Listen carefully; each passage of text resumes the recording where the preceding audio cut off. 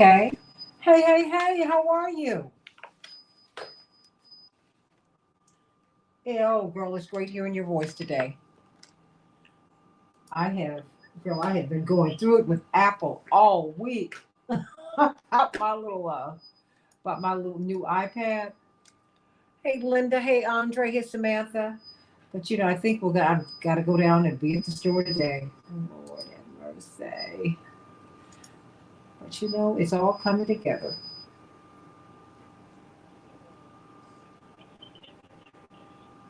Oh, look, no, thank you, because you were fantastic. I told you whenever you want to participate, let me know. This is not the only lane in which you can find space because I think that, but I come from a background where ministers are involved in the public square. So in fact, when Dr. King pulled my father out of seminary, he was months away from finishing his master's in divinity at the University of Chicago. He had a full scholarship there. He told my father, look, I can teach you more about theology than they can teach you in that seminary. You need to come with me. It's a good thing because these were the last 3 years of Dr. King's life, right?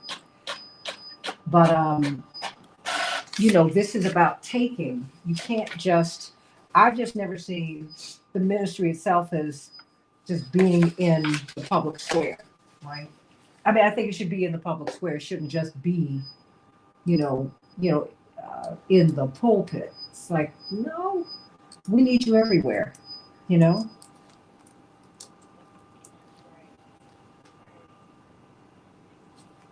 So, so I am just really glad that you were there because plus I really appreciate what you had to say. Mm-hmm. Honey. Well, look, honey, I know it was sounding a little crazy, but that's not right.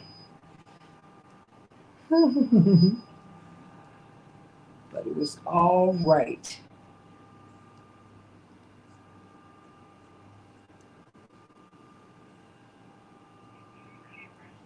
So,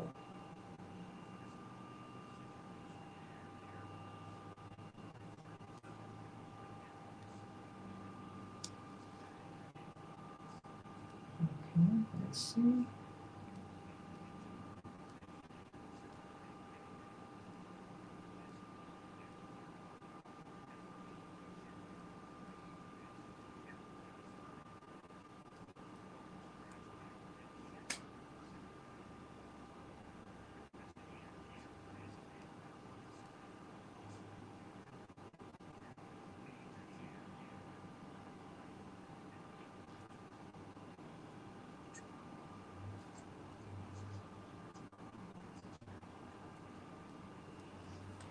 Okay, look at this. Couldn't find this.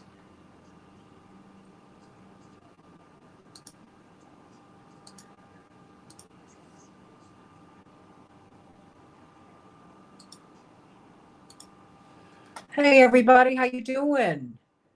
Ooh. Oh, Francis, the the um the primary is in June, so Jonathan has not won. We hope that he will win and become congressman for the first congressional district, but we're not there yet. We have a race to run. Okay. Thank you, sweetie. You're so sweet. I put it out there in the atmosphere. He's running against a strong and really solid field.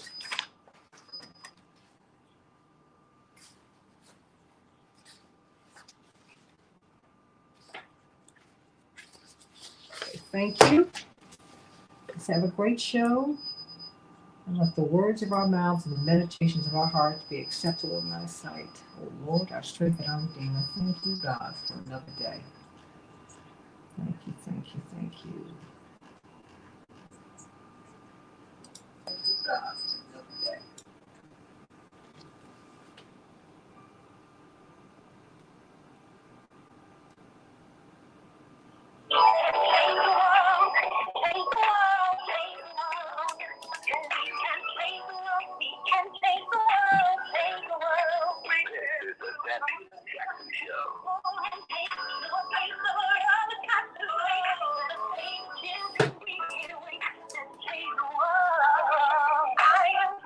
Hey, everybody, welcome back to the Santita Jackson Show. When I say welcome back, I mean it's the end of the week. April Fool's Day, everybody. April Fool's Day. Well, April 1st, 2022. Hope that you're having a great day and hope you're going to have a great weekend. I'm Santita Jackson. This is the Santita Jackson Show on the nation's largest progressive talk radio station. AM 950 radio is my home in Minneapolis, St. Paul, but I am based here in Chicago at WCPT. We used to be Air America, but now we are WCPT, giving you the signal from the heartland. Call us at 773-763-9278, 773-763-9278, and also, I want you to meet my morning stars on the Santita Jackson and Friends page. That's my official page. Please, everybody, I want to be your friend and I want you to be mine. If you want to do that, though, you've got to go to the Santita Jackson and Friends, not the Santita Jackson page. Please, everybody, go over to the Santita Jackson and Friends page.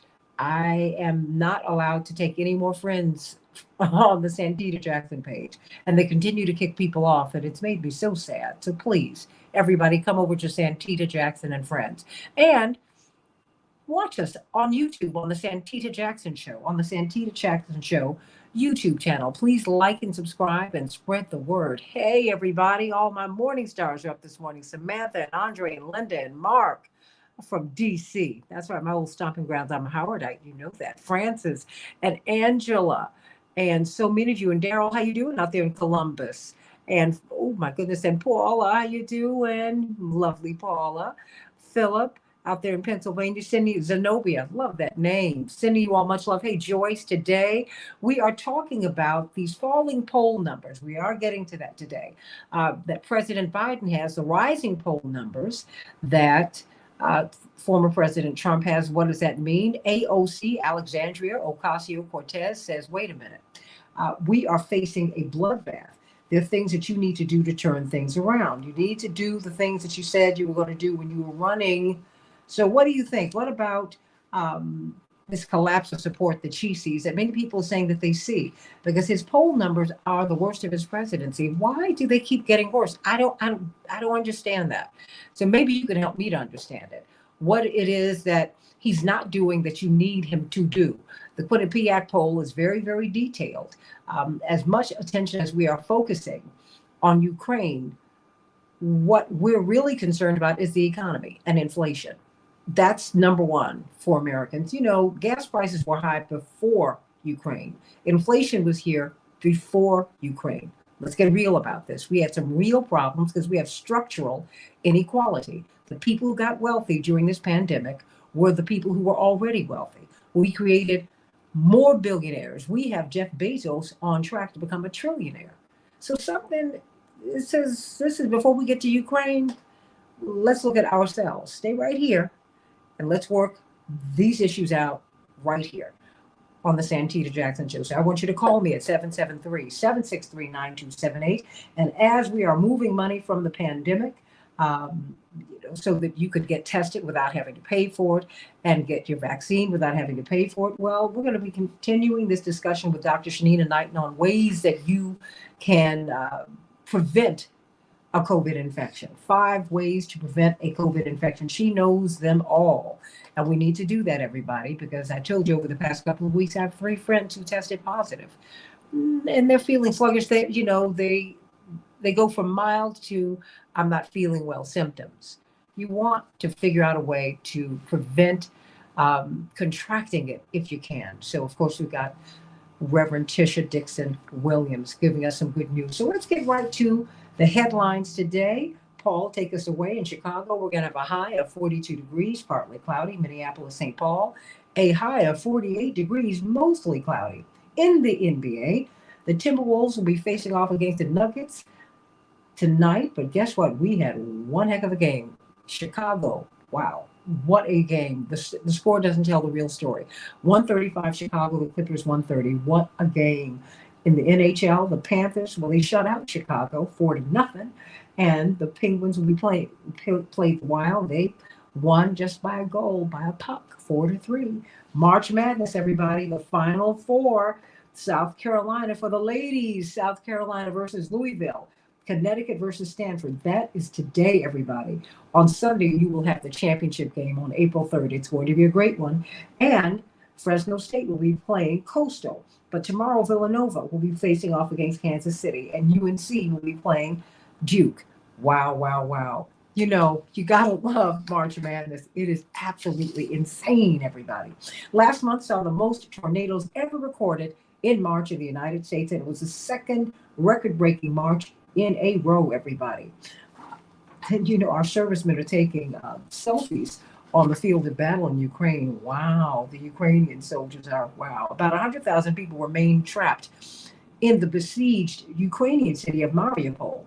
And local leaders say Russian forces are not allowing aid supplies inside. A Ukrainian official said some evacuation buses heading to Mariupol were held at a Russian checkpoint, and 14 tons of humanitarian aid bound for another city were confiscated by Russian troops. This, according to CNN. The International Energy Agency is planning to hold an emergency meeting today to discuss ways to stabilize oil markets, possibly following suit with President Joe Biden's decision to release millions of barrels of oil from emergency reserves in an effort to bring down the cost of oil in the United States. Florida's controversial, dubbed its law Don't Say Gay, it's been dubbed by critics as Don't Say Gay, is already inviting feuds and fallout.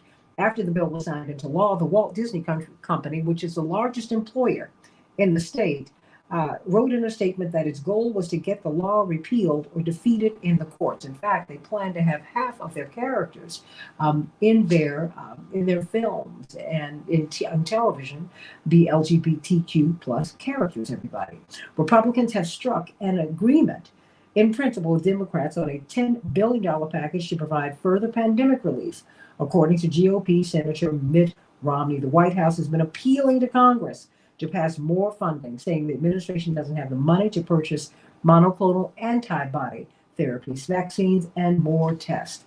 We need help, everybody. It turns out that, you know, the story about Will Smith and the Academy continues to grow. We heard yesterday that the Academy actually formally asked him to leave the ceremony. Well, it turns out that story is not true, according to this New York Post story. The Academy of Motion Picture Arts and Sciences did not ask Will Smith to leave after he slapped Chris Rock at the Oscars, although the LAPD offered, I will say they didn't offer, but they were ready to arrest Will Smith after the slap. They were there. Wow. And we're all praying for Bruce Willis and his family. It turns out his aphasia was much more serious than thought. He misfired guns on movie sets amid cognitive struggles. He really, really, really struggled, but that's very, very dangerous, everybody. And so his family ended up having to pull him from his movie career. God bless him, everybody. God bless him. So let's get to some good news from Pastor Tisha Dixon Williams. How you doing? I'm doing great. How are you this morning? Oh, I'm so glad to hear you. I'm always excited about what you're going to say. Same. I'm always excited to be on. What's going on in the world? And I think, Santita, we're all ready for rehab. I think so. Hear me out this morning. Hear me out this morning. We often hear the prayer, God grant me the serenity to accept the things I cannot change, courage to change the things I can, and the wisdom to know the difference. You guys know this commonly as the serenity prayer. We all know this prayer. You see it on coffee mugs, embossed on paper journals, and bumper stickers. But what you may not know is it doesn't stop there. The prayer continues. It continues by saying, living one day at a time, enjoying one moment at a time, accepting hardships as the pathway to peace, taking as he did the sinful world as it is, not if I would have it, trusting that he will make all things right if I surrender to his will, that I may be reasonably happy in this life and supremely happy with him forever in the next. Amen. What you also may not know is that this prayer was composed in the 1930s by author named Reinhold Niebuhr, who used portions of the prayer in his sermons. AA, Alcoholics Anonymous, adopted the Serenity Prayer and began including it in their AA materials in 1942, which has done more to popularize this prayer than any message preached at any church or any coffee mug or any tapestry display. Here we find a prayer made popular by those going through recovery. And long before 1942, God has been using flawed concepts, ideas, and people to bring about order, glory, and God's perfect will. And there's arguably no one who knew this better than Rahab, or as she's more famously known, Rahab the prostitute. And I can hear somebody saying right now, wait a minute, why in the world would God want to associate with a prostitute? You know, there's a ton of women in this world named Mary, there's women named Elizabeth, there's no shortage of pious, God-fearing women names that we name our children. You'll find your fair share of Sarahs, because who doesn't want to be beautiful and stunning? But you have never heard of anyone naming their child Rahab. Because who wants to be associated with such a reputation? But I'll tell you who, God does. And that's the good news for someone today. I want to encourage you and let you know that no matter where you are in life, God wants to associate with you. When everyone else turns their back, when no one else likes you, when people are not swiped and right, guess what? God wants to associate with you. If you're broken, God wants to associate with you. Guilt-ridden, wounded, or a hot mess, God wants to associate with you. And even when you're angry with God, guess what? God still wants to associate with you. So whatever condition you're in today, whatever people have called you, whatever they labeled you, let me encourage you by saying God still wants to associate with you. God can and will use you. God can and will bless you. God can and will keep you. But as the serenity prayer suggests and Rahab demonstrates, you must surrender to God. And in order to do that, some of us got to go to rehab. For most of us, rehab just sounds scary. But this is the Rahab rehab. I'm going to talk you through the first step today. And then over the coming weeks, hopefully we can get through it. But here's the thing you have to do today. Rehab is short for rehabilitation. It's the act of restoring someone to health or normal life through training or therapy, whether that be imprisonment, addiction, or illness. You don't have to be in jail, though, to be in prison. I would argue some of us are trapped in the prisons of our mind. Some of us are trapped in difficult relationships or working a dead-end job. You may not be on drugs or addicted to alcohol, but let's keep it 100 today and admit that some of us have been addicted to situations, conditions, practices, and thought processes that are more dangerous than any narcotic. You may be hooked on hatred, drunk on defeat, doped up on depression, lit by low self-esteem, wasted on why me, inebriated with insecurity, but tied up by temptation.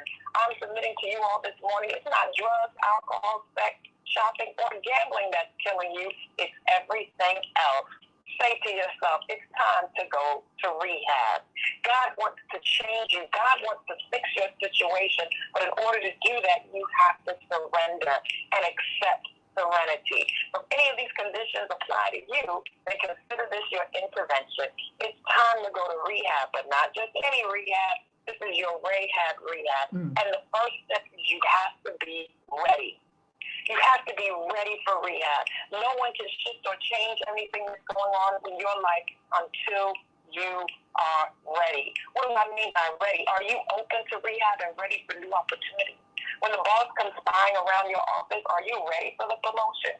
When someone new comes around, are you ready for a relationship? When an exciting opportunity drops in your lap, are you ready to take the leap? Surrendering is voluntary. Don't wait to be captured to make your move. Rahab was in the midst of a potential war. She didn't wait to be a prisoner of war. She decided to be victorious through war. And that's what I want to say to somebody today. It's time to change. It's time to shift. It's time to be ready for rehab. Don't be a prisoner of whatever you're going through. Be victorious in whatever you're going through. And that's the good news. I love that. What did Joyce say? Come on, Pastor. She said, it's time to go to rehab. I love it. The question is, are you ready? Hey, isn't that the question? Be ye also ready. You need to be ready to go to rehab. Oh, wow. Rehabilitation. We all need it. I know I do. I know my mind needs to be transformed and needs to be renewed. And that's rehab. And there's nothing wrong with it. There's everything right with it. Sending you much love. How can we get your book, and how can we worship with you? Yes, so the book is available on Amazon. I See You, Sis, Inspiration from Heroic Women of the Bible, hidden in plain sight. You can also worship with us at First Baptist Church of Bridgehampton every Sunday at 11 a.m. Eastern Standard Time on YouTube and on social media Facebook platform. I See You, Sis, everybody. Go and get I See You, Sis. I See You, Sis. I See You, Sis. And I see you, my dear sister, sending you much, much, much, much love and many, many blessings. Oh, boy. I just love you, love you, love you. Absolutely. God bless you. Thank you for blessing us today. Everybody, of course, you've got Dr. Deborah Fur Holden, the incoming Dean of the School of Global Public Health. She's going to be up with you, Pastor. That's right, at NYU, the world-renowned NYU, New York University. But she is that exciting or what? But you know what? Look, she's not short-stepping right now. She's the Associate Dean of Public Health at Michigan State University School of Medicine. So, come on. And still working with Johns Hopkins. I don't know how she does it. And then, talk about someone who has 10 jobs. You've got Dr. Shanita Knighton, who is a registered nurse, an infection preventionist, a clinical research scholar. She also is a professor, and she is a mom and a wife. Yikes. I love it, love it, love it. Well, of course, we got Grandma Deb over there. So I'm glad to have you all with us, my beloved sisters. I want to talk with you. Dr. Deborah Verholden, your bailiwick really, and you're going to have an even bigger stage to talk about this, is equity. And so much flows from that.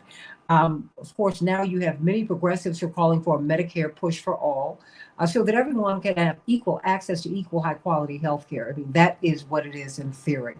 It shows that there's a study that shows that 112 million Americans struggle to afford health care. Before I go to Dr. Knighton and ask her about preventing getting COVID, what do you make of fully a third of Americans? They are struggling to afford health care. Now, what about those who are just on the other side of the line? Healthcare is expensive, Dr. Deb. How are we ever going to achieve equity if people don't have access to healthcare? Yeah, unfortunately, it's got a lot of little particles to it, right? So in other countries, for example, it doesn't cost nearly the money that it costs here to even become a healthcare professional. Depending on which side, which aspect of the healthcare system you're going into, the return on investment is not that great. There's a movement right now, and I want to bring these pieces into it because people got to see they're all connected. Folks been talking about when is President Biden going to cancel a student loan yet. If you go and it costs you, let's just say you go to Hopkins. Let's say you're a Hopkins trained nurse. You're paying about $60,000 a year for that degree. It would be hard to recruit that money. If you go 5 years, imagine graduating from school with $300,000 of debt. And 20 years to pay it back, and the salaries that people are making. It doesn't quite add up. So we've got a big problem in the cost, the front-end cost for people to enter into the healthcare space, and then the back-end cost. And then we've got a system that has unfairness baked into it. We've got different people paying different prices for the same exact care.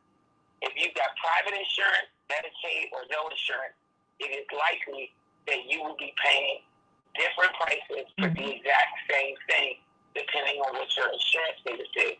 That makes absolutely no sense. We need better regulation of healthcare. We need better opportunities and access for people to get into the healthcare system. And then we need some fairness and some equity in what people are being charged and being asked to pay for certain services. If you even take a step further back from that, the fact that so many people are just simply unwilling to go into massive debt over their health care, unfortunately, people will put off and delay basic primary care, preventive care. They'll ignore early warning signs and symptoms. They'll try to deal with it themselves, or they'll toughen up and try to, toughen out And unfortunately, oftentimes, the longer you delay in identifying and treating a problem, typically the more expensive it is, and the harder it is to manage the prognosis. And so all of these things come together and create this perfect storm, where even though we spend all this money on healthcare, in general, Americans are living sicker and dying younger than our peer nations and their citizens. You know, and that's something that we really need to think about, because people don't have a choice. Oftentimes they're choosing between rent, food, caring for their children, caring for a loved one. It costs a whole lot to live in America, and most people who are working hard every day, and they cannot afford to live here. I mean, you can't afford to. Most people who work have a wage job, cannot afford to live in the city where their job is located. That's the reality of life in America in 2022. So people have no choice. They have no choice. Having a primary care physician, increasingly sadly, is a luxury option. It's sad, but it's true. You know, when you get into the broader systems, you don't receive the same kind of care, Dr. Deb, that you get when you have a private physician who's your friend and all of that, your social friend, your personal friend, all of that. And so we've got to talk about that. You know what? We're going to have a couple of minutes on the other side of the break, because Dr. Deb, I want you to tell me in this last 60 seconds I have before I go to break, why did you bring Dr. Knighton to us? I read this article on 5 ways to prevent COVID infection, and it's an illustrated guide. I thought about her. Why was it important for you? I want you to let the audience know why it's important for us to hear from an infection preventionist at this time. I've taken up your time. It's 45 seconds. Well, we have a saying in public health, they use it across other types of health sectors. We say an ounce of prevention is worth a pound of cure.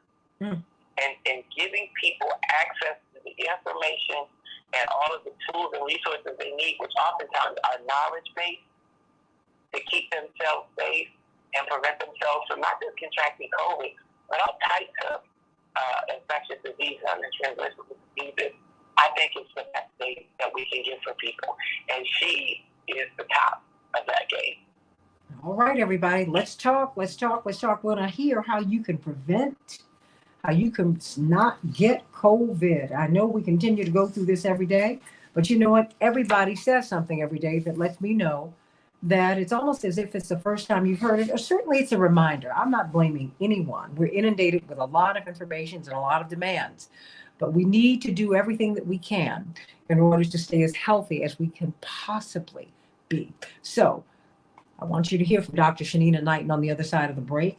And then, of course, immediately after we have a few minutes with Dr. Knighton and Dr. Deb, we're going to go into these falling poll numbers of President Biden, these rising numbers of former President Donald Trump. Why is that happening? AOC said, look, we can have a bloodbath if we're seeing a collapse of support. What's going to happen? 45% of some poll respondents said, if you cancel student loan debt, I'm more likely to vote. There's a lot going on, everybody. So let's talk about it on the Santita Jackson Show. Back in just a minute. Dr. Deb? Yes, ma'am. Okay, you know, something happened because you sounded much better. Did you move, or did you change, did you get out of earbuds or something?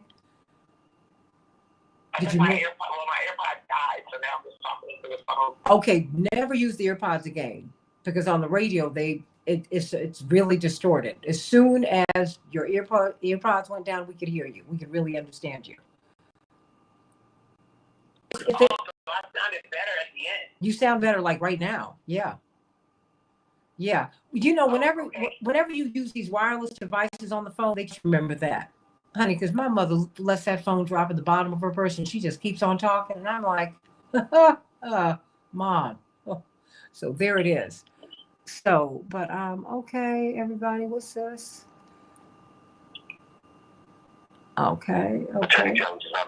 Okay, all right.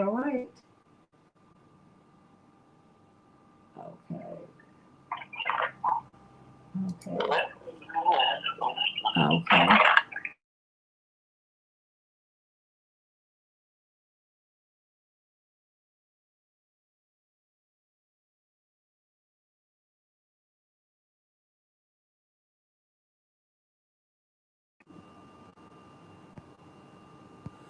Okay. Shanina, let me hear you.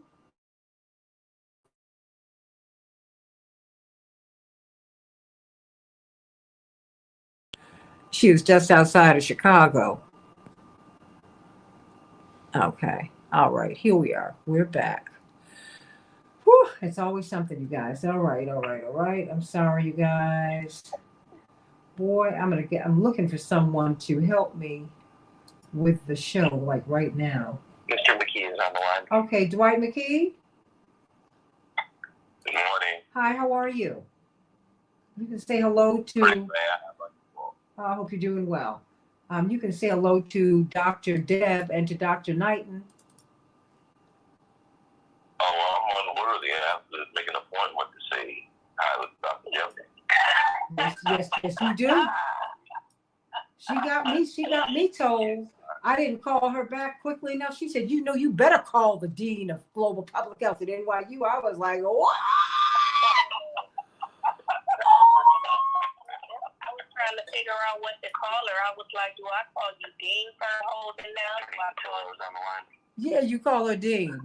And you bow down. Do I call you Dean, Dr. Dean? Yeah, you do it all. Back in 1 minute. Okay, I love it. I love it. So you know what? I'm going to give you, hey, Daryl, how you doing? Daryl Jones?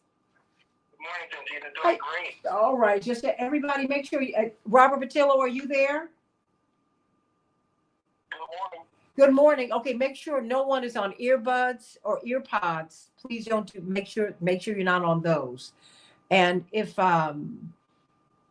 just make sure that you're not that. And Paul, please make sure that people are not using earbuds because it doesn't work.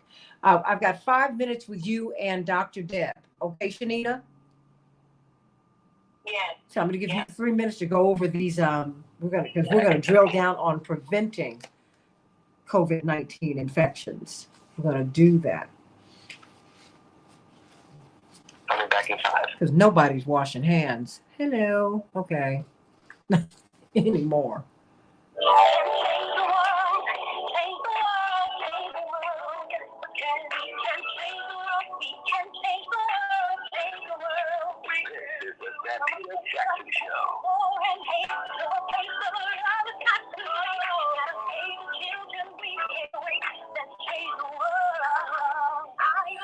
Hey everybody, welcome back to the Santita Jackson Show. I say welcome back because it went down on Facebook. So everybody come back on over to Facebook and to the Santita Jackson and Friends page and to the live stream on my YouTube channel, the Santita Jackson Show. We are talking with Dr. Deborah Verholten, Dean Deborah Verholten, NYU. She is their incoming Dean of Global Public Health at the New York University. Love it, love it, love it. She had the ribbon cutting ceremony yesterday for her school. We're so proud of her, so excited, but we're equally proud of this young woman whom she is mentoring.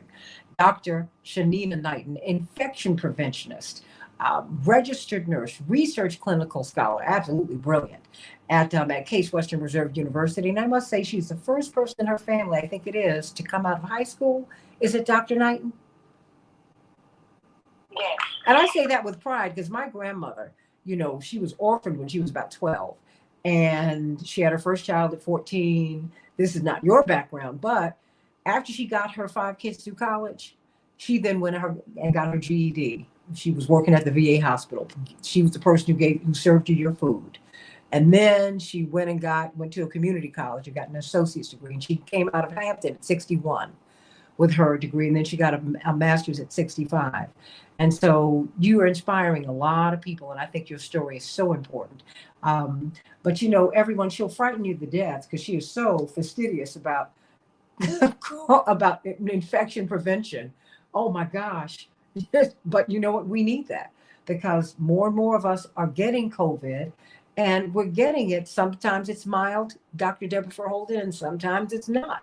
So COVID and colds and all this stuff, you don't want any of it.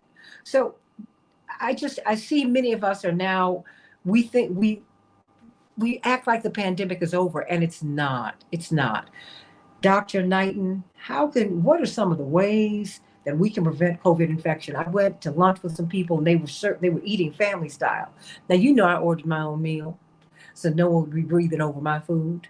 So was I being paranoid? No, you are not being paranoid. You are actually being very wise, because the problem is only 3 to 6% of people clean their hands correctly. And so one of those people, or actually more of those people at that table, very well could have missed areas of their hands that they did not clean, and they were touching the same serving spoon, right? And then afterwards, how many of them actually thought about cleaning their hands? But I'm sure you, Santita, who, you're now the honorary infection preventionist, I'm sure you told them y'all better clean your hands after y'all done using those phones, since we all just shared them. So I know you told them that. I did. Know you are the restaurant, right? Yes, but they gave me the side eye, so, well. So, yes, I'm hoping that they clean their hands in that regard. Something else that people don't think about, I want to talk about the 3 hands today. I want to talk about the 2 that God gave us, and I want to talk about the 3rd one, which is our cell phone. So our hands, many people don't realize, but there are many areas of our hand that we miss, and I promise, Santita, I'm going to post this video today, because you've been asking me now for about a week. So I'm going to post this video up, and what this video actually describes is the fact that many people will literally run their hands up under some soap and water, or use hand sanitizer, just cleaning the front and the back. They never think about their fingernails and scrubbing their fingernails into the palms of their hands. They never think about where the thumb meets the hand and making sure that they're cleaning the webbing of their hands in that area. We never think about the wrist area, and so our hands, we have to know that our hands, the farther we move away from our hands, we consider it to be less contaminated, because our hands are like any other animal. We use our hands more than any other animal for absolutely almost everything that we do. And so with that, there's the first thing that is likely to become contaminated. We can touch our eyes, we can touch our mouth, we can touch our nose. These are all entries for COVID. So our first defense of anything, this is before we can put on the mask, this is even before we can take our medications, this is even before we should be driving our car, prepping food. Anything that we do in life should require proper hand hygiene first. Now then we throw this 3rd thing in there, where here it is, I'm a millennial. So I actually grew up in an era without cell phones. We had pages. And then it was before pages, we had nothing, okay? And then now, everything that we do is based off of this little mini computer in our hand. So we don't know the cell phones are 10 times dirtier than a toilet seat. They're 10 times dirtier than a toilet seat. And so we don't think of the fact that we touch our hands with our phones because we're texting. Then we'll take that same phone and we'll put it up our face, and so the phone can then contaminate our face. So many people, when their skin is breaking out, they're saying, oh, it must have been something I ate. Oh, it had to be something that touched my face. It is something that touched your face. It was that nasty phone that you set down on the surface or that your hands touched. So we have to know that surfaces can transfer viruses, fungus, bacteria, which we typically call dirt and germs, to your phone. So you have to be mindful of where you sit your phone down. You have to be mindful of how you touch it. Touching your phone with dirty, contaminated hands then means that your mask can become contaminated if you're wearing one and you put it up to your mouth or your face. The other aspect of it is okay, well, what do we do then? What should we be doing in regards to our phone? We should be cleaning it. So your phone should be cleaned at least 2 times a day.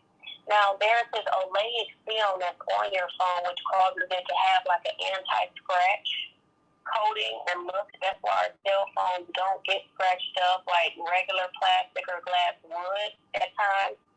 So it is important for you to check with the manufacturer to look to see what materials you can use to clean your phone.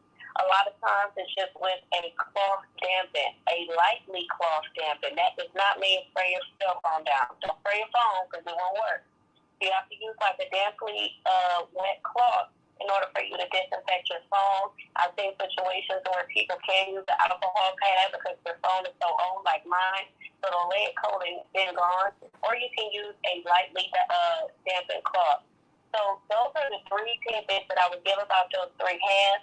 For ladies, I want to tell you, jewelry, COVID can live on metal for days. So if you're wearing rings and if you're wearing bangles, or bracelets and stuff, just understand that is a point of contamination, and especially when you're out in public. So those are items that you want to make sure that you're cleaning. Those are items you want to make sure you're not sleeping in. You have to also think about you to set your arm down, let's say on the table, and then now you also got your hand up to your ear, and you not only had a contamination point for your hands, but you now got to think about the stuff that's on your wrist that could potentially contaminate your face. So be mindful of your jewelry. Also be mindful if you have very long nails naturally or if you have artificial nails. Covet loves plastic and can live up under plastic for up to 3 to 4 days. So in addition to the tips that we share about hand washing, you should also have a scrub brush to make sure that you're scrubbing up under your nails. So that way, if you do have any remnants of virus that you might have picked up from somewhere, or you may have had a situation of where it's just bacteria or some sort of fungus, scrubbing your nails can help break that down. Because a lot of people be like, I don't know why I started getting this nasty fungus up under my nails. Or it's that white stuff, right? People have white stuff that looks all caked up under their nails, and it gets hard, and they're like, well, when did I start developing that? That starts to develop because you're not scrubbing your hands properly. And that fungus then starts to break your nail down, and a lot of times it can end up leading to an infection. So a lot of people don't understand, like, why they may have that, but that is why. Speaking of that, because we're on that topic too, of those nails, when you go get your nails done, the same way I'm telling you about infection prevention practices in your regular life, you want to make sure that whatever nail tech you go to, that the equipment that they are using is properly sanitized. You want to see it sanitized in front of your face, or you want to see it coming directly out of the pack. If it's not coming directly out of the pack or it's not sanitized in your face, think about how many hands and how many germs those materials touch before they started to touch your hand. And Santita, I'm going to stop right there just in case anyone has any questions or any comments. Well, we got a whole lot of them. And let me just say this very quickly because I need to switch topics. But Matt up there in Minneapolis said, what about those lights? I'm hearing you, Matt, that claim to clean your phone. Those infrared lights? Should we trust those? Now, because Linda says she uses a UV light she uses a UV light. I mean, they've been selling them. Will that work? So I'll be honest. We use UV light inside of healthcare, okay? But I want you to really understand, so for example, there's been reviews that have been done about, let's say the UV lights that do gel manicures, okay? And a study was just done. Now, imagine how long we've been using that. Mm-hmm. It just happened to be where a study was done in 2020 to look at the incidence of skin cancer on the hands of, the hands and nails in young adults, okay? And found that there wasn't any cancer risk. But we know that in general that UV light does have risk factors that are associated with cancer. Mm-hmm. I can tell you that those have not studied for the day-to-day use of cell phones. Somebody's going to go get their nails done. That's likely going to happen, every 2 weeks per se. We're talking about people that are thinking about sanitizing their phones with UV lights on a daily basis. Me personally, I do not recommend them. I do not use them. I use the best practices that have been given to us in regards to cleaning, because we're not sure at this point if that UV radiation and us then putting it up to our face can then lead to another kind of cancer that we may not be aware of. So to me, there is not enough science in order to indicate that those devices are safely usable for us. And that is something from the scientific community that has not been evaluated. And so a lot of times we end up with a lot of material on the market that are commercial that has not been evaluated for safety purposes. Well, there you have it, everybody. And we're going to continue to hammer away at this every single day. This is something Dr. Deborah Verholden brought to me.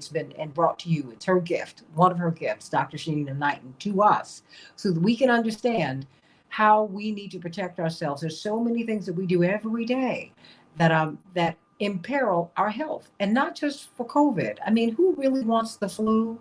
Huh? I mean, just think about all of these things that are out here, all of these illnesses, viruses, bacterial infections that are out here that can slow you down if not, and that's the best case scenario.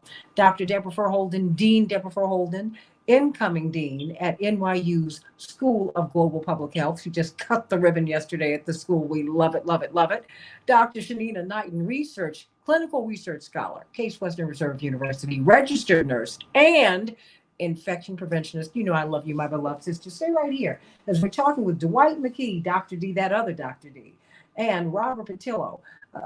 Of course, he is the Southeastern Regional Director for Rainbow Push and the chair of the Transformative Justice Coalition, Attorney Darrell Jones, as we look at AOC is warning of, Alexandria Ocasio-Cortez is warning of a collapse of support.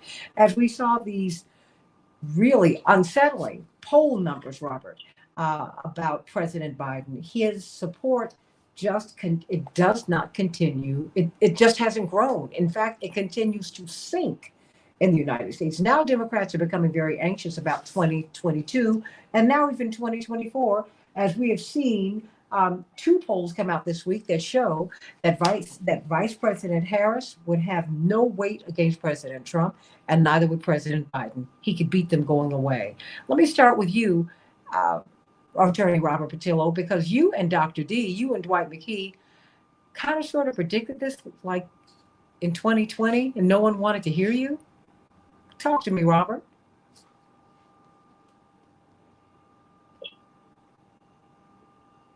Robert, are you there? Well, let me go to you, Dwight. Dwight, it's like you and Robert are prophetic. Yeah, we are. Some things you really regret that you prophesy.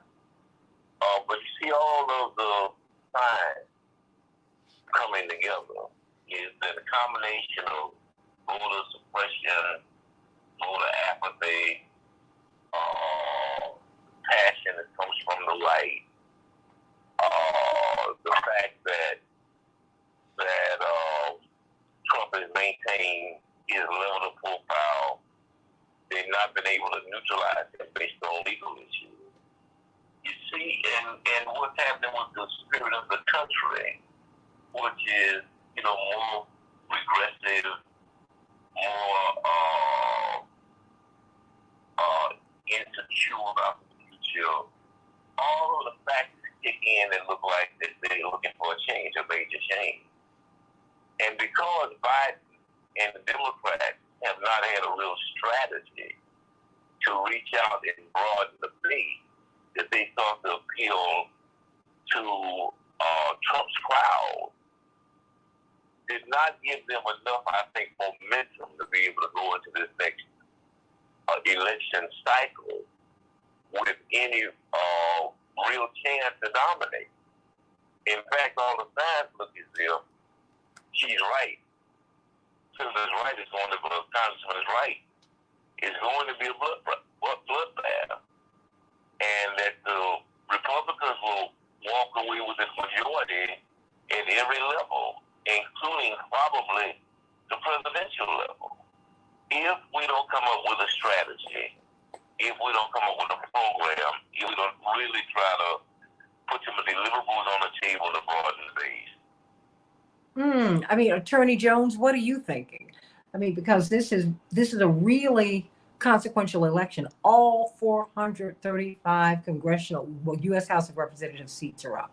And in the upper house of Congress, 35 of the 100 U.S. senators, they're facing re-election.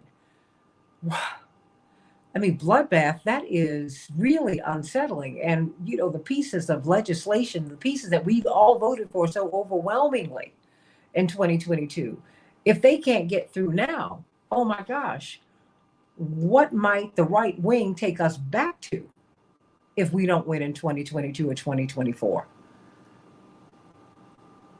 Well, Santita, good morning. And you raise an excellent point with regards to the legislation and the policies that people were voting on. And I think that, what folks have to remember in viewing all of this is that when we went through the 2020 election, it wasn't that people were excited about candidate Biden. Candidate Biden did not excite debates. But what was exciting the base was that we wanted an alternative to the President Trump that was in office at that time. So it wasn't that people were overly pro-Biden, But what they wanted was some normalization when they woke up in the morning. That you weren't reading about these crazy tweets and all these other sub-issues that were going on with regards to government. But where we are now with regards to what's happening is this. We've got to remember that what the Biden administration promised and what the Democrats were promising were the working class issues. They were talking about the economy. They were talking about financial relief. They were talking about being able to lower medical and prescription costs and eyeglass costs and pre-K and things that really affected the working person, the everyday person. What has happened is that, there have been senators, Senator Manchin in particular, that have held up the economic legislation so that those things were not getting through. So those promises were not being met. And the economy right now, if you look at all the polling information, it's the economy that's at the heart of the American people. It's not Ukraine or what's happening over there. They care about that, but they care more about their pocket. And so when we see these high gas prices, when we see the cost of everything going up and wages not going up, that's where that middle class American is like, well, wait a minute, hold up here. There's a problem. And so the poll numbers you see are reflective of that. And let's understand this, that when we hear the Democrats talking a lot about the differences, we're talking about individual differences within the country. And what they tend to do is that the party does not talk about the distinctiveness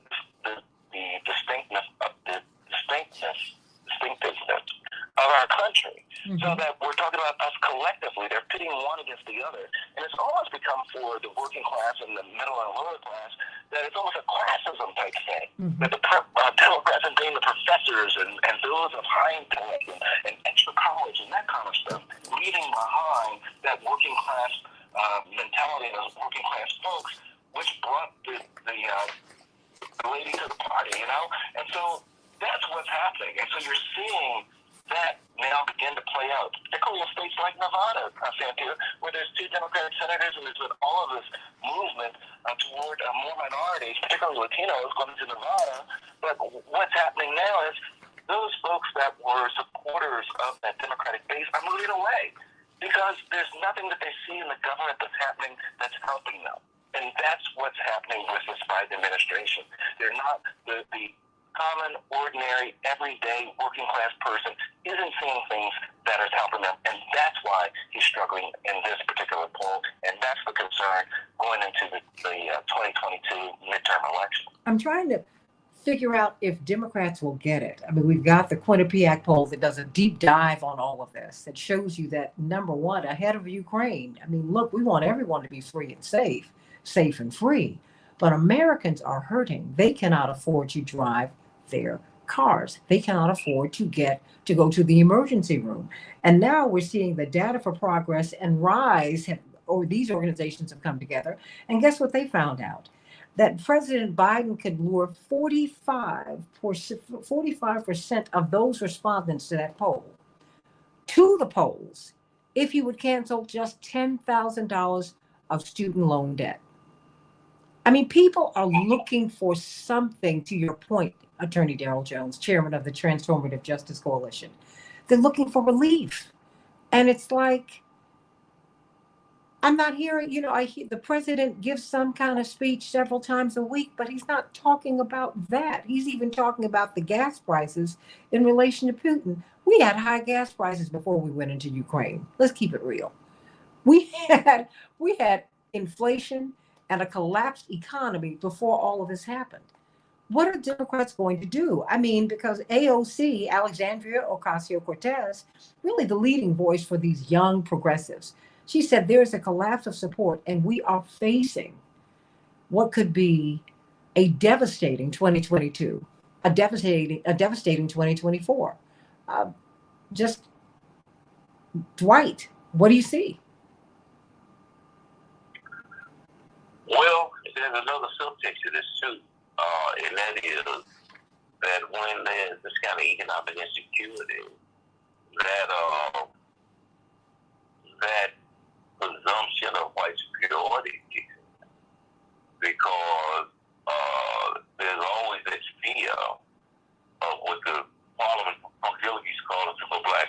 of chocolate theorized and all.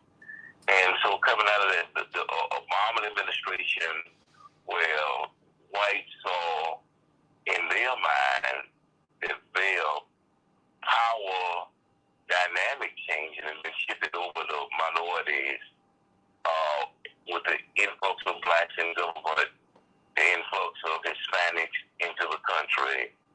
They are really very paranoid about losing control of the country.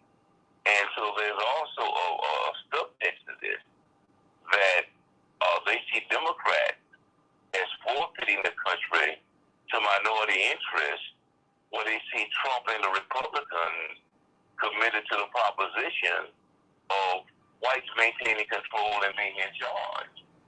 And so, and that is the world that, in the real sense, the irony of it all is that Biden is trying to compete with that, for that mentality, compete for the constituency who operate within the confines of that mentality, rather than reach out for the disenfranchised and deliver to them and force the Democrats to make good on their promises that this country, this democracy can work for everybody.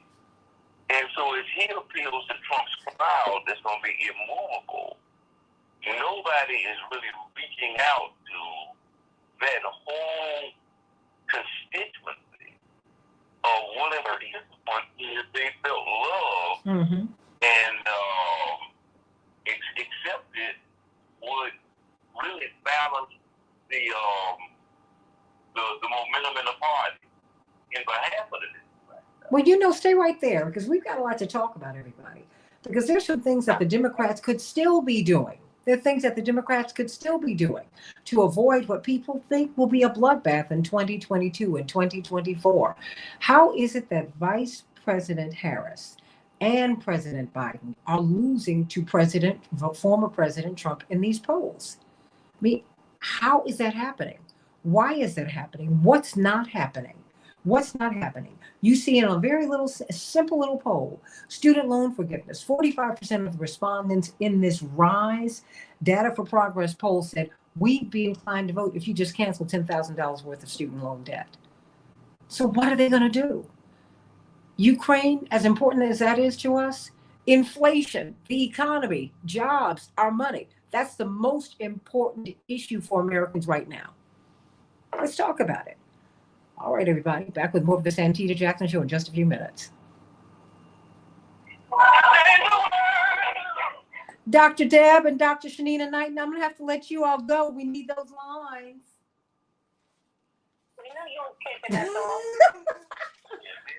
Oh, go on and get Paul. Paul's kicking you off. He sent me a nice, polite message. He said, we got to get them off. Go on, Paul. Get back on the phone so you can take your beating.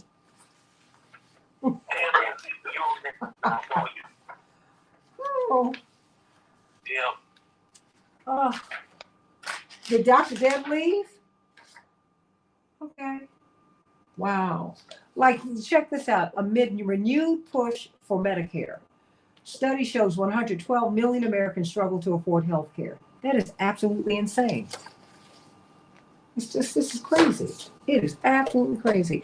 And Angela, just so that you know, I got this report about Will Smith not being asked to leave the Academy Awards. They said, and this is from the New York Post, they said that there was a discussion with the CEO, with the president of the Academy, and they could not reach consensus. They could not reach consensus. So the show producer told Smith he could stay, citing sources, and this was reported in TMZ. Sources previously told TMZ that Smith was asked to leave by the two heads of the Academy, the president and the CEO. They were furious, apoplectic, all that. Those are the adjectives that are being used. But they did not ask him. They did not ask him. There was no formal ask for him to leave. So I just want to get that straight. I think that's very, very important. Because I'm telling you, it was making Will look, I mean, the other night didn't look great. It looked bad. But It was like, wait a minute. Thank you. you. You mean to tell? I was like, you mean to tell me they asked him to leave and he refused to leave? Oh no, Will. Will. Oh no. Oh no, no, no. Bless his heart. Bless Chris Rock's heart. He handled it like a champ, I must say. So everybody, there's a lot to talk about. So, okay. So thank you all. Is Attorney Patillo still there?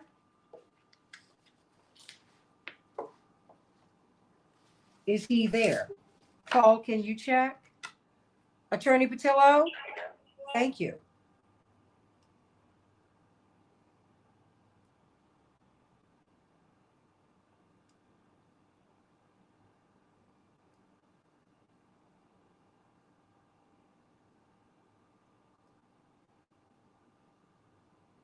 Oh, okay.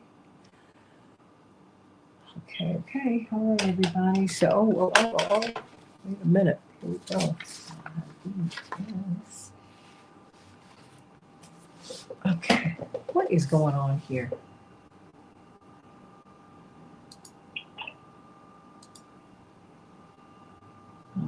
I'm having a lot of trouble with Facebook today, everybody. I don't know what's going on. But we are trying to work it. We're trying to work through it. But having a hard time with them today, I tell you that. Have they updated?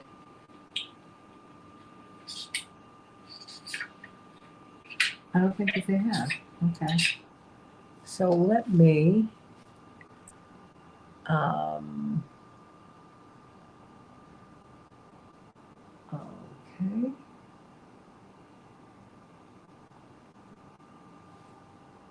Okay.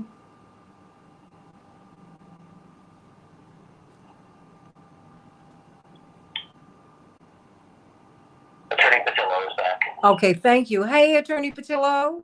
And we have Attorney Fancher and Aaron, Attorney Connolly. Hi, how are you? Okay, I'm gonna let you lead, Attorney Patillo, when I hurry up and get back from this break, okay? Okay, great. Since you and Dwight have been the prophets here, you predicted that Trump was going nowhere, and everybody, no one wanted to hear it. We were all just so excited about 2020 and flexing our electoral muscle. They said, nope, I hear you, but he is like Jennifer Holliday in the original Dreamgirls, and I am telling you, I'm not going. And he's not going anywhere, and his popularity has continued to flourish. Now you know what you all need to read. You all need to reach out to Facebook because they are messing with me. I can't even get them to update right now. I mean, it's just I'm having a really hard time with Facebook. I can't get them to promote any of my posts. I mean, it's just the only thing I could get them to promote was this story that we did in People magazine. I mean, it's awful. It's terrible. I'm on Facebook over here on StreamYard, but I mean, this is like unbelievable. So let me try this again. I'm going to come back here to this, okay?